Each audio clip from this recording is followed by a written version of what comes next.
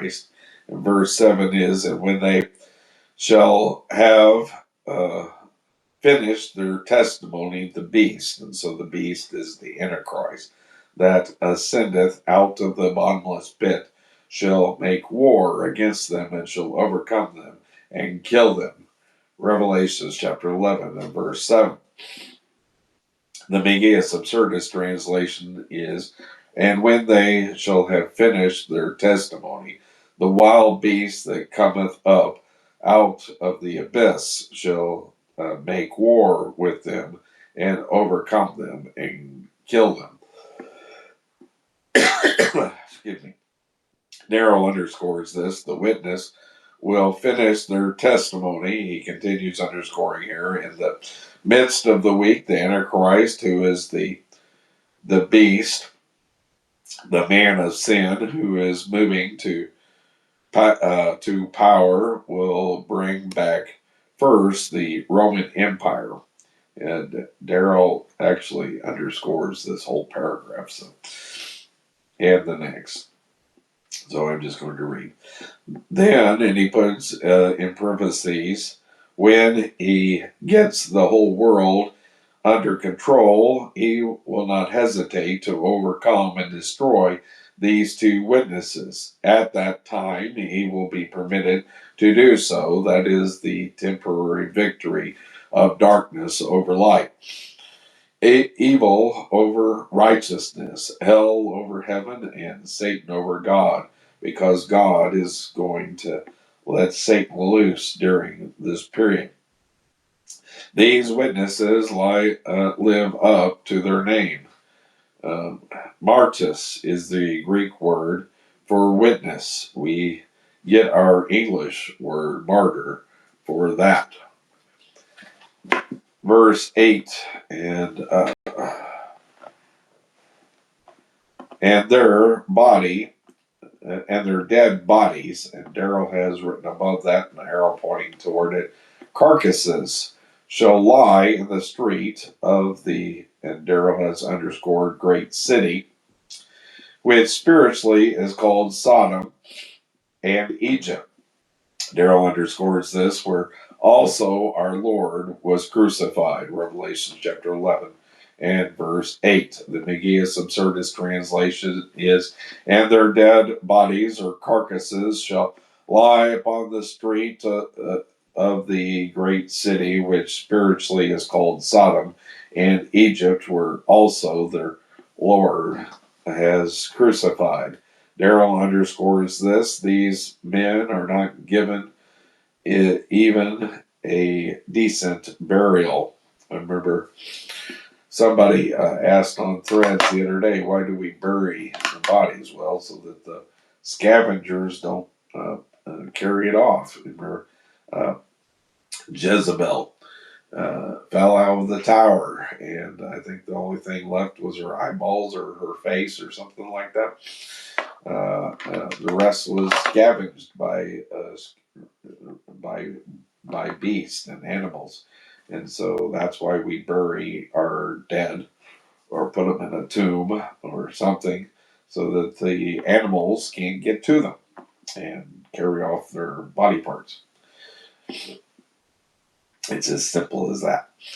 These reveals the crude, cold barbarism of the last days, which will be covered with but a thin veneer of culture. And so it's considered barbaric to not bury your dead. There is a strange resemblance to the sadistic curiosity which placed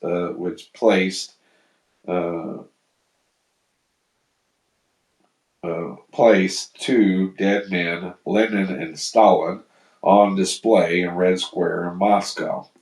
They have removed Stalin, but at this writing, Lenin is still there. And I understand that body is beginning to deteriorate. And so I'm sure they've removed it by now. Probably in 1990 they did. And the word used, the bodies or carcasses, denotes the contempt and hatred the world will have for these two witnesses. Darrell has this underscored. They are treated as dead animals, and he underscores this as well. The great city Jerusalem, and he continues underscoring, is likened unto Sodom by Isaiah. See, Isaiah chapter 1 and verse 10. It is called Egypt because the world has entered into every fiber of its life, social and political. Darrell underscores this as well. It is conclusively identified as Jerusalem by the SAG designation, where also our Lord was crucified. Verse 9, and they of the people and kindreds and tongues and nations shall see their dead bodies 3 days and a half, and shall not suffer their dead bodies to be put in graves. Revelations chapter 11 and verse 9. And out of the peoples and tribes, this is the Megaeus Absurdus translation, and tongues and nations do some gaze upon their dead bodies or carcasses 3 days and one half, and shall not permit their dead bodies or carcasses to be put in a tomb.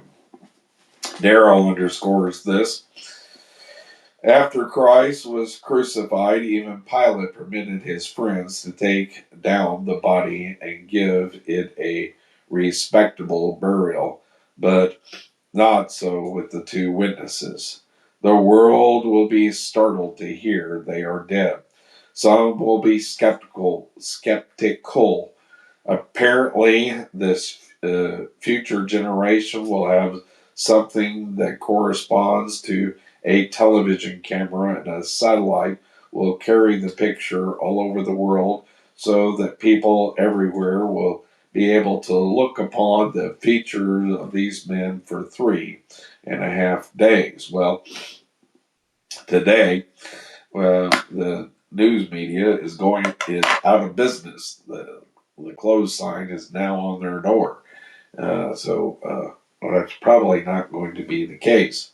But what we have is, social media that J. Vernon McGee didn't have back in that day. The internet really didn't come alive until I think 94 or something like that, 92.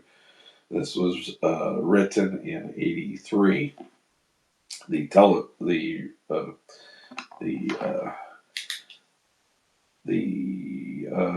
is it called? The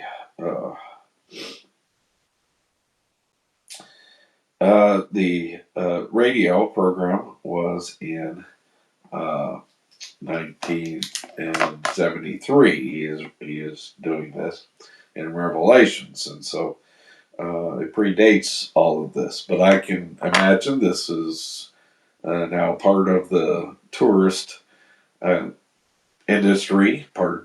We'll go down and see the dead witnesses, and so you'll see people videoing their dead bodies constantly throughout the day. In fact, if you go on some social media, you can go and see somewhere in the world. You can see what's going on in that part of the world, and I'm sure it will be that way in that day. And so you'll see it live that way. Uh, the myriad, uh, the morbid curiosity, and Darrell has this underscored, of the godless society will relish the opportunity of gazing with awe upon these dead bodies. This is the worst indignity that a depraved world could vent upon the men who denounced them and their wicked ways. Perhaps the witnesses had predicted their resurrection. We are not told that, but they might have, and Darrell has this underscored, to prevent the possibility of another empty tomb. There was no burial. they will decide to just leave the bodies out there and keep the camera on them. And I think all the television networks will have their cameras trained on these dead men. Daryl underscores this 3.5 days they are lying there. So all these podcasters every day will see what's going on with these dead bodies. If you were to put it in today's term, because that's where the news is today. Verse 10, and they that dwell upon the earth shall rejoice over them and make merry, and shall send gifts one to another, because these two prophets tormented them that dwelt on the earth. Revelations chapter 11 and verse 10. And the Megius Absurdus translation, and the dwellers upon the earth rejoice over them and make merry, and shall send gifts one to another, because these two prophets tormented, vexed the dwellers on the earth. The death of the two witnesses is an occasion for a high carnival on the earth. The world engages in a modern Christmas and Mardi Gras, both rolled into one. The world has adopted the philosophy, let us eat, drink, and be merry, for tomorrow we die. Dr. Noel described it like this: now comes the great revelation of the heart of man, glee, horrid, insane, inhuman, hellish, ghoulish glee, and shall sing gifts one to another, indicates a lovely occasion on the surface, but this is the devil's Christmas. The modern celebration of Christmas gets further and further from the birth of Christ and closer to paganism. The day will come when it will be anti-Christian. It is almost that now. Darrow underscores this. Here is the celebration of what Antichrist has done, instead of the celebration of the coming of Christ to Bethlehem. In fact, we're almost, people celebrate Halloween instead on Christmas instead of Christmas. So that's what we're seeing more and more today. Darrell underscored this. Then something happens in verse 11, and after 3 days and a half, the Spirit of life from God entered into them, and they stood upon their feet.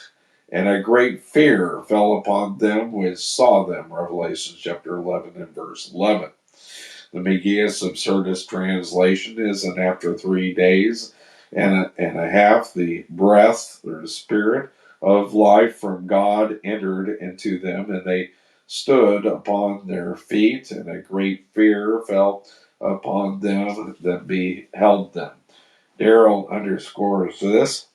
While the world is celebrating in jubilation the death of these witnesses, and while the television cameras are focused on them, the witnesses will stand on their feet, and all the networks will regret that they had their cameras pointed to them, because they will not really want to give the news as it is. The uh, spiritual world for resurrection is used here. The Greek word is esteem. They stood upon their feet. These witnesses are among the tribulation saints who have part in the first resurrection. See Revelation chapter 20, verse 4 through 6. Any news like this would be a scoop, but I am sure that all of the networks will have their cameras on it. And so I'm thinking that somebody will post it on their social media, and it'll get most views we've ever seen on the face of the earth.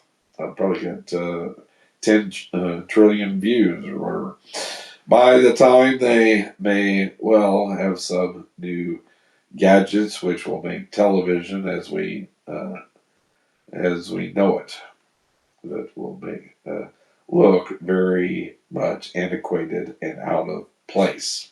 We all have our cameras and television studios on our right in our pockets anymore. Verse 12. And they heard a quiet voice from heaven saying unto them, Come up hither. And they ascended unto heaven in a cloud, and their enemies beheld them. Revelation chapter 11 and verse 12. And then the Megaeus Absurdus translation is, And they heard a great voice out of heaven saying to them, Come up here. And they went up into heaven in the cloud, and their enemies beheld them.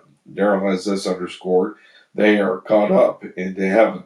We have the resurrection of the two witnesses in verse 11.